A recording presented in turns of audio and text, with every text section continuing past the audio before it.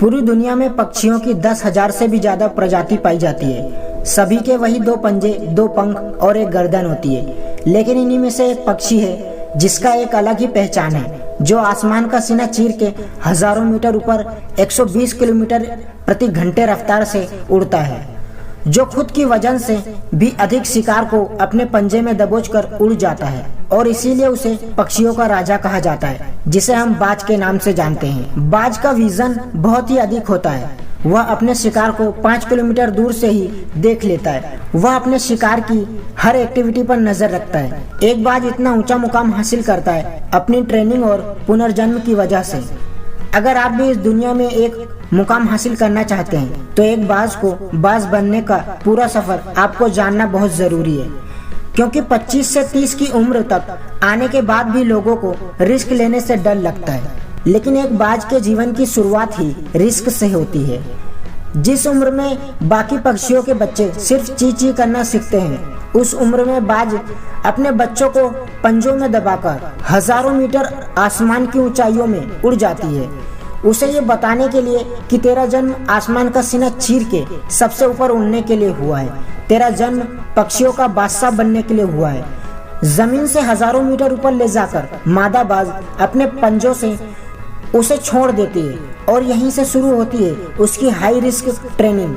वो चूजा जमीन की तरफ तेजी से गिरने लगता है। थोड़ा नीचे आता है तो उसके पंख खुलने लगते हैं। नीचे आते आते वो अपने पंखों को फड़फड़ाने लगता है, लेकिन वो अभी तक उड़ना नहीं सीखा।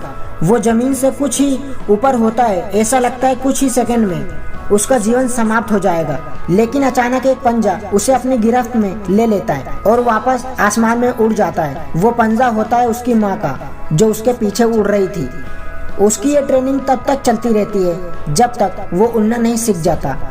इतनी हाई रिस्क ट्रेनिंग के बाद इस दुनिया को एक बाज मिलता है। बाज हमेशा अकेला चलता है।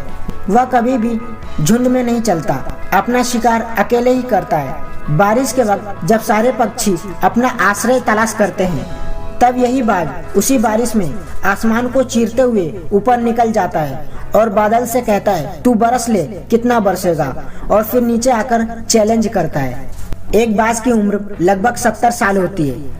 जब वह 40 साल का होता है तब से ही वह बूढ़ा होने लगता है। परेशानी उसकी जिंदगी में मौत बनकर आती है, जो आपकी परेशानियों की तुलना में बहुत बड़ी होती है, क्योंकि 40 साल की उम्र में बाज की चोंच मुड़ जाती है। उसे शिकार निगलने में बहुत परेशानी होती है। उसके पंख भारी हो जाते हैं, छाती से चिपकने लगते हैं, जिसकी वजह से उड़ना बहुत मुश्किल हो जाता है। उसके पंजे लंबे और लचीले हो जाते हैं, जिससे वो शिकार सही से नहीं कर पाता। अब बाज के पास सिर्फ 3 रास्ते बचते हैं। पहला, वो अपना शरीर त्याग दे। दूसरा, गिद्ध की तरह छोड़े हुए भोजन पे निर्भर हो जाए।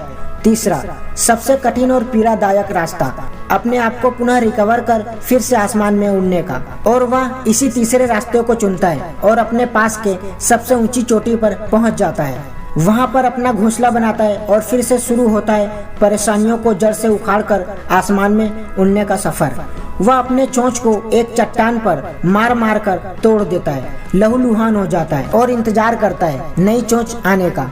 उसके बाद अपनी नई चोंच से अपने पंजों को काट देता है और फिर इंतजार करता है नए पंजों को आने का। उसके बाद वह अपने एक पंख को अपने शरीर से अलग कर देता है और फिर इंतजार करता है नए पंख उग आने का। इस प्रक्रिया में उसे 5 से 6 महीने का समय लगता है। कभी कभी इस प्रक्रिया में बाज की जान भी चली जाती है। इन 5 से 6 महीनों के कड़ी तपस्या के बाद एक बार फिर बाज का पुनः जन्म होता है। वो फिर से तैयार हो जाता है आसमान का सीना चीरकर उड़ने के लिए। तभी तो वह पक्षियों का राजा कहलाता है। लेकिन कुछ लोग पहले रास्ते को चुनते हैं और परेशानियों के तले दबकर सुसाइड कर लेते हैं। ज्यादातर लोग दूसरे रास्ते को चुनते हैं, एक नॉर्मल लाइफ जीने लगते हैं। और कुछ वो लोग भी होते हैं जो परेशानियों को छोड़कर अपनी मेहनत से आसमान छूते हैं। दोस्तों, बाज की तरह रिस्क लेना सीखो। अपने फील्ड में खुद को इतना ट्रेंड करो ताकि कोई भी उस फील्ड में आपसे ऊपर उड़ने के बारे में जो सोचे भी तो उसके पसीने छूट जाएं। तभी आप उस फील्ड के बादशाह कहलाओगे।